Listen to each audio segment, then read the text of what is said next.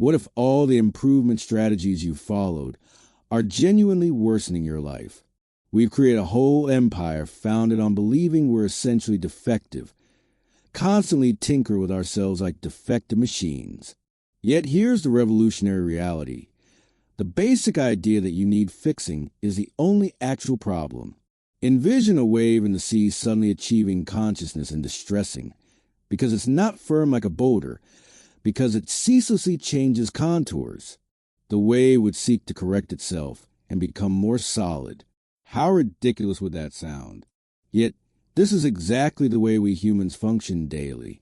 The wave is already exactly as it should be, yet we've brainwashed ourselves into believing we're faulty missions needing perpetual restoration. We've been presented with an inside-out story. You have problems needing solving, aspects requiring improvement, and if you labor sufficiently and find the appropriate method, you can ultimately repair yourself and evolve into your proper self. This story is so woven into our culture that we rarely question it. We embrace our position as eternal projects under construction. But what if this core belief is wholly upside down? Here's something outrageous.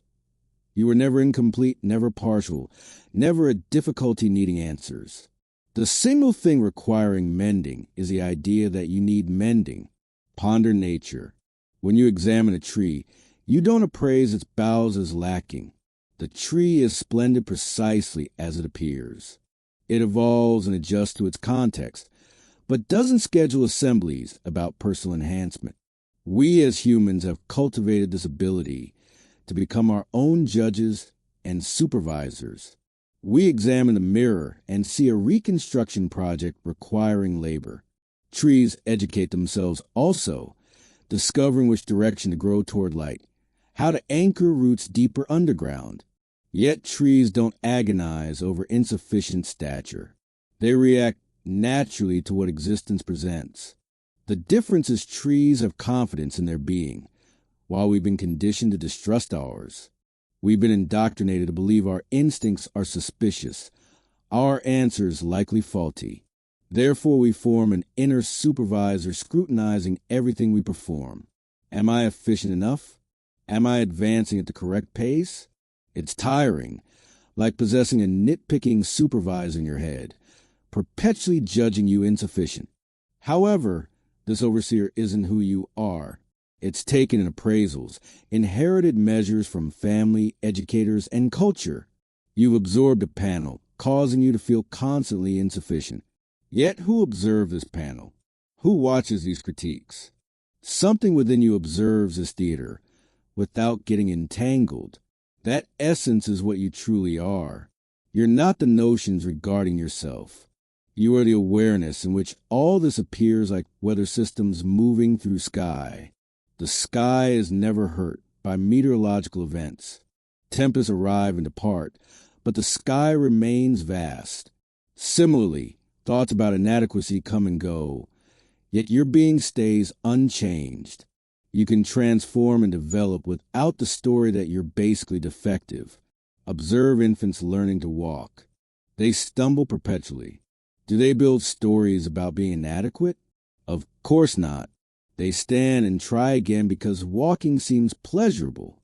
Learning takes place instinctively, playfully, without self-assessment. Two ways of changing are available. One believes you're defective, like a repairman working on a faulty machine.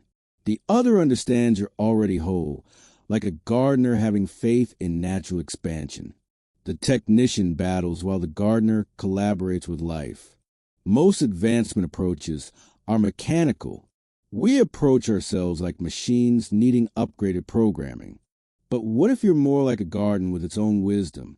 When you rely on this intelligence, you discontinue fighting against yourself. Rather than coercing yourself into frameworks, you enable your structure to develop. When you stop combating yourself, you free immense energy for being alive. Ponder how much energy you consume judging yourself.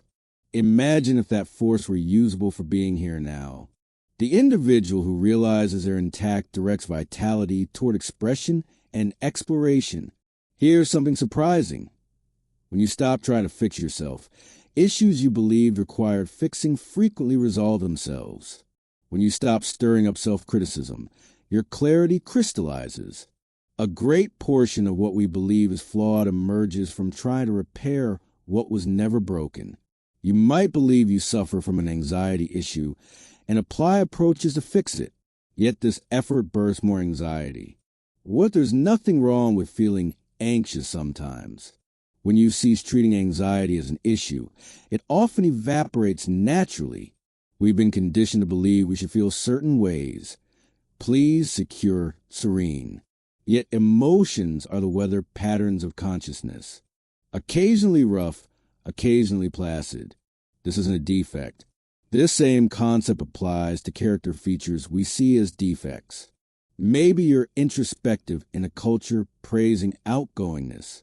Rather than adjusting these qualities, understand them as your singular contribution. Oak trees don't try becoming pines. Rivers don't apologize for failing to be mountains. When you accept your nature completely, something wonderful unfolds. You stop wasting energy being something you're not. This doesn't imply you never evolve, but learning arises from wonder rather than lacking. You grow because expansion is fun. Children don't work on imagination. They just envision organically and easily. We acquire the habit of mistrusting organic intelligence. We've converted our inner world into a company with assessments. But your original nature is still there, waiting for you to remember you were never defective in the first place. Here's a contradiction. The more you attempt to better yourself, the more you emphasize needing development. But when you see you are never defective, development happens naturally, effortlessly. When you rely on your nature, expansion happens like flowers unfolding, wonderfully in their proper season. This isn't apathy, but faith in the wisdom that powers your heartbeat. So here's an invitation. Execute a trial. For one day, discontinue attempting to mend yourself. View that day as a gift to embrace. Encounter feelings without altering them. Recognize thoughts without criticizing. Approach yourself as a beloved friend, with tenderness, patience, and lightheartedness. You may find you're splendid precisely as you exist. This is the ultimate secret. You were never broken. You're already perfect, already sufficient. You're not removed from existence. You are life manifesting in human shape, and life is a festival. We're all waves on one ocean, each singular, each perfect, each momentary. When you realize this is lived experience, you can at last relax into your true self. Who you truly are is more wonderful than who you believe you should be. You don't require becoming closer to life, because you are life playing at being you. The wave is the sea playing at being separate. If these words struck a chord with you, I warmly encourage you to subscribe to the channel. Follow for more content that questions standard thinking about personal development and self-improvement. And drop a comment below with the word whole to tell me you're ready to welcome your whole, undamaged nature exactly as you are right now.